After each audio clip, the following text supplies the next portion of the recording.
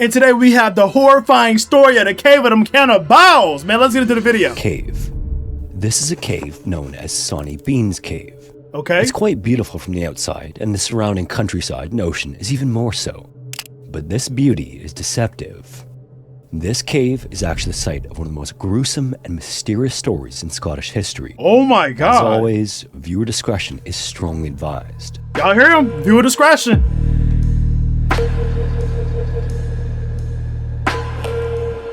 Okay, we got the little cinematic intro, but let's get to the video. You feel me?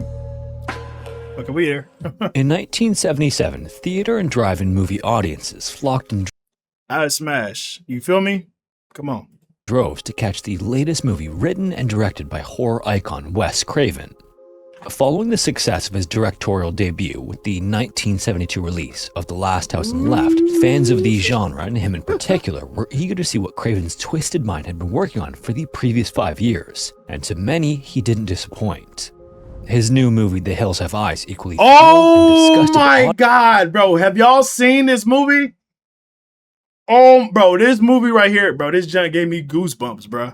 Audiences on its release has raked in $25 million at the box office, surpassing the success of his first film. It's hard to make a horror movie too, many bro. big-name film critics said it was too gruesome, but wider audiences of horror genre fans. No, you want to know a movie? You want to know a movie too gruesome?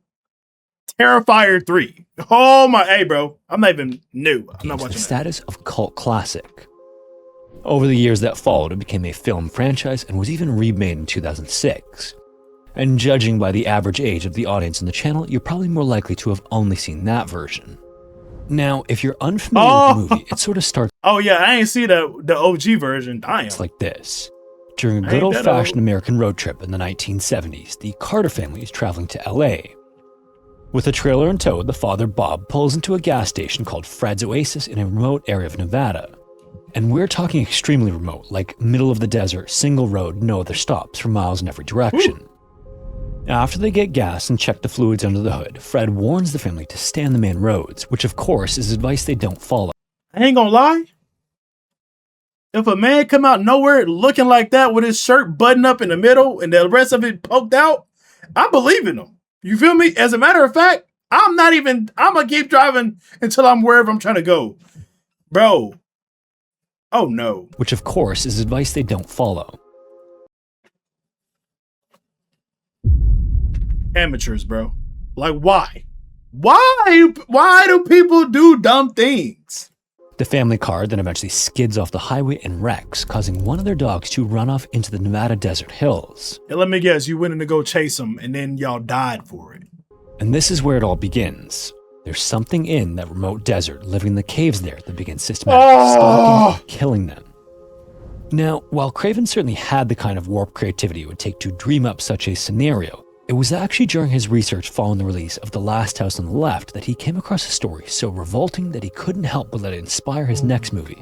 And the story that would end up inspiring The Hills Have Eyes was the story of the Sonny Bean clan.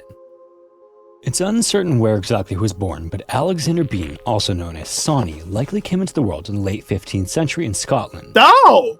Sonny was the son of a hedge trimmer and a ditch digger, and as was customary at the time, he would go on to follow in his father's footsteps, or at least attempt to. Pretty quickly, however, his father discovered that a working life didn't appeal to Sonny. Simply put, and by all accounts, he was lazy and preferred to waste his life daydreaming.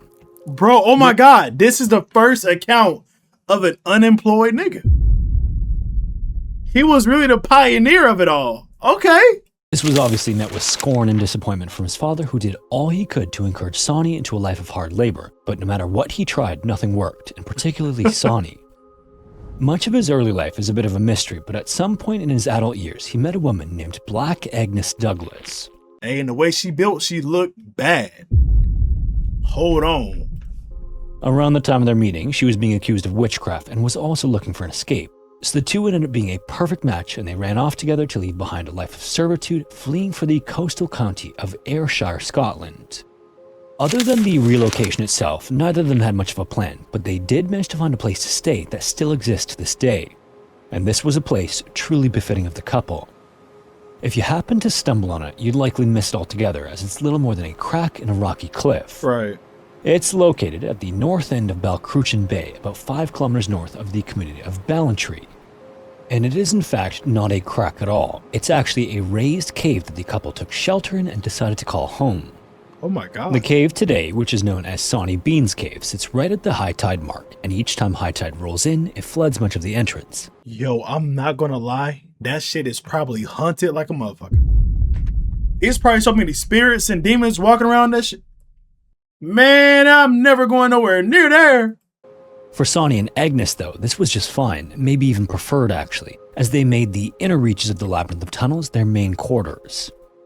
The cave itself is about 590 feet or 180 meters deep, and its corridors measure about 1 mile in total length. And the combination of all of these factors is credited for the couple going completely and utterly undetected for 25 years. All of those years ago, after relocating without working, however, there was a big problem Sonny had to contend with.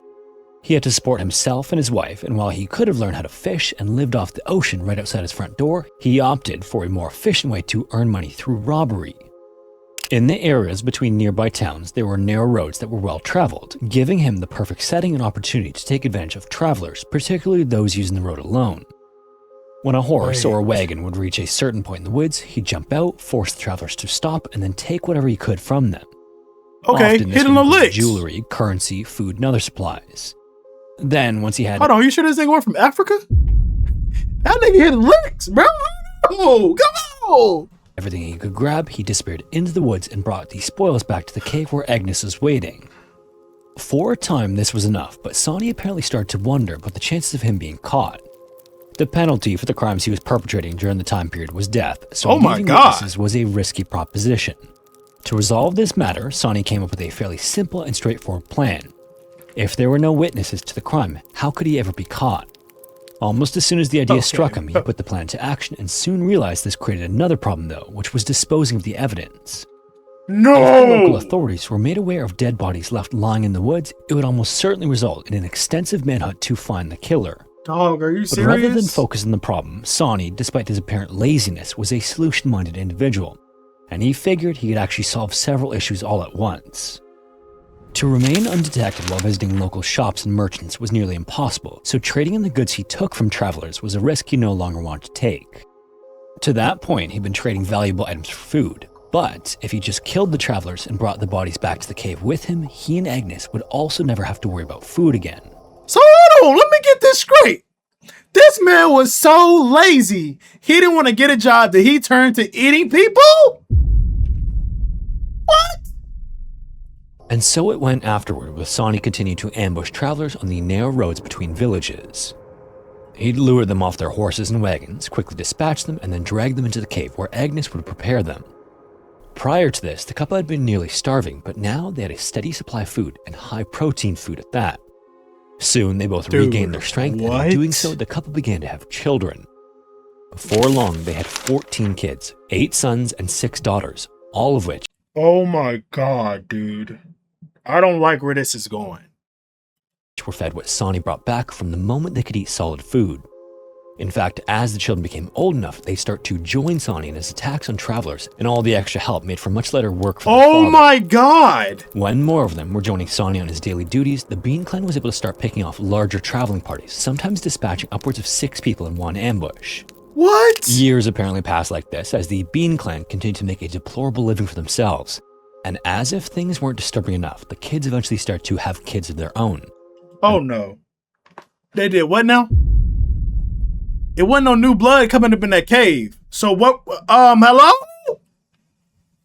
This wasn't from finding outside partners, if you know what I mean. Bruh. After a long enough span, the family that once began as 2 had grown to 46, with all of them living inside the cave together and all of them hunting travelers together. 46? As you might imagine, the constantly growing list of missing people was noticed by the nearby villagers, and desperate for justice, they first began to point fingers at one another. The brunt of the blame initially fell on local innkeepers, since the inns were often the last place those went missing were seen. What? Untold numbers of innocent people were wrongly accused of being responsible for the disappearances, and were sentenced to capital punishment, with not a single one of them confessing to the crimes on the gallows. After enough of these, attention began to shift to where all of these disappearances had been taking place. If it wasn't these condemned people, maybe there was some other explanation. Local authorities eventually organized massive searches in hopes of finding some feral group of people living in the forest, but efforts came up empty. In fact, during one scan of the coastline, a member of our search party even came across the entrance to Sonny Bean's cave and pointed it out to the others. But everyone would agree that there was no way anyone could live and survive inside a sea cave. Hey, and you would be surprised the lengths people will go to not get a job. This is not a new thing. This has been going on from what we can see for the past 500 years. Oh my God. So, more years went by, and the Bean clan only got better and better at their family profession. Oh. The ambushes on travelers were executed with military-like precision, and there was never a shortage of victims. The family apparently also became nocturnal, remaining in the cave throughout the day and coming out at night to hunt. So them niggas evolved their bodies to become nocturnal? Hey, bro. I promise a job is not that bad. Like, it ain't that bad, bro. I promise. Unfortunate travelers. And because they were bringing in more than they could eat at any one time, the women learned to salt and pickle the meat to preserve it. But even then, there would be a constant stench of rotting flesh permeating through the cave. After a while, the Beans took to just tossing limbs into the ocean outside the cave entrance. They got sloppy. Soon enough, these parts would wash ashore and be discovered by villagers, leading many to believe that the epidemic of missing persons was instead caused by animals. These prosperous times for the Bean clan, however, wouldn't last forever. One evening in the year 1600, darkness had just fallen when a couple was returning from a fair along the narrow road which the Beans had made their hunting ground. With the man riding on the front of the horse and the woman riding just behind him, the Bean clan emerged from the dark woods on all sides of them. The Bean women then grabbed the woman and pulled her off the horse onto the ground, immediately attacking her and beginning to essentially pull her apart. Wait, but hold on. That's a bad... Hey, she bad as fuck. I can tell off the figure. She got the long hair. You feel me? The look. You feel me? The look. Come on. The way they descended was so quick and so gruesome that she was almost in pieces by the time she touched the ground. That's crazy, and upon seeing this, her husband was horrified and overtaken by rage. And unlike their previous victims, he'd been trained in combat. He fought against the family as they tried to pull him from the horse, but the man soon pulled out his sword and a pistol. Then moments later, about 20 to 30 other travelers returning from the fair happened upon the scene and rushed to join This was the first time the Beans ever faced serious resistance, and it soon became clear that they were not going to win this one. Let's go! So all at once, they scattered back into the forest and returned to the cave. No, we gotta go get them! Scene of carnage. We gotta go get them! It's unclear if the Beans immediately knew the consequences of their first failed attack, but this was the first time they had ever left behind a living witness. The other travelers then accompanied the man who was attacked all the way to Glasgow, Scotland, where he spoke to the chief magistrate about his experience in the woods. And as the man told his story, the chief magistrate began to connect the dots that had been missing for decades to that point. The growing list of missing travelers, the body parts washing up in nearby villages, everything started to make sense with the story of the ambush. The chief magistrate then decided to do something that was well beyond usual protocol for the time. He marched the man right to King James IV, who just so happened to have taken a keen interest in the pattern of missing persons in Scotland, and he had also developed a theory that witchcraft was to blame. The king then listened intently as the man retold the story of his wife's death and the animalistic behavior of her attackers. Immediately upon the story's conclusion, the king gathered an army of 400 men and a pack of tracking hounds, and the large caravan began heading toward Ayrshire. As the king and his army traveled, the caravan apparently grew with volunteers jumping in line to aid in the search for the perpetrators. And leading the way was the man whose wife was viciously attacked by the Sonny Bean clan. Okay, so he leading the way. You know that, bro. You know he on go. You know all he's seeing is red. You know he like, oh, we finna go get you. We on the way, bro. You know this is like probably the earliest recorded moment of like spinning a block on your ops. Oh my God, bro. This is real life history right here, y'all. Upon reaching Ayrshire, the search area extended throughout the countryside and along the coastline, but at first, there were no signs at all of some rogue families living in the forest. When the party passed in front of Sonny Bean's cave, the opening in the rocks wasn't even paid attention to by them, but the dogs were a different story. Ooh. All at once, the hounds began to pull wildly on their leads and howl in the direction of the rocky cliff. Oh yeah. It wasn't until someone inspected the narrow cave entrance that the king, who had already passed by, was told about the find and backtracked. It's just that from the outside of the cave, no one could fathom that anyone would be living or even hiding out inside the tunnel, as all they could see from the sand was darkness beyond the opening. Woo. The dogs, however, continued to make it clear that there was more to it. Soon enough, as many men as could fit inside the cave lit torches and began to slowly make their way down the tunnel. But y'all, how bad do y'all think that cave smelled? You know they don't take no baths up in there. They have rotting flesh up in there. Ooh, I don't even want to think. Ugh, get out of my nose. The further and further they went, the more prevalent the smell became, causing them to realize what the dogs had alerted them to. When the soldiers reached the very end of the tunnel, about a mile from the entrance, they were greeted by an unimaginable sight. Apparently, parts of all kinds were strung up along the cave walls around barrels for pickling, making the entire space look like a butcher shop. To the side of the main living area were piles of clothing, jewelry, and bones, and in the middle of it all was the entire bean clan, looking just as surprised as the men who came upon them. When the shock wore off, the beans attempted to fight, but they were quickly subdued thanks to being greatly outnumbered. Then, once every man, woman, and child in the family was captured, they were marched to a nearby village where the king decided to forego the established justice system, sentencing each member of the Bean Clan to capital punishment. I don't blame him, though. Imagine walking inside that cave and seeing people strung up on the walls like meat. I do not blame him. I promise you. I get it. The day after their capture, the family was taken to Leith, where they would succumb to a particularly brutal punishment. The men would go on to have each of their legs removed and were left to succumb to blood loss, while the women watched in horror.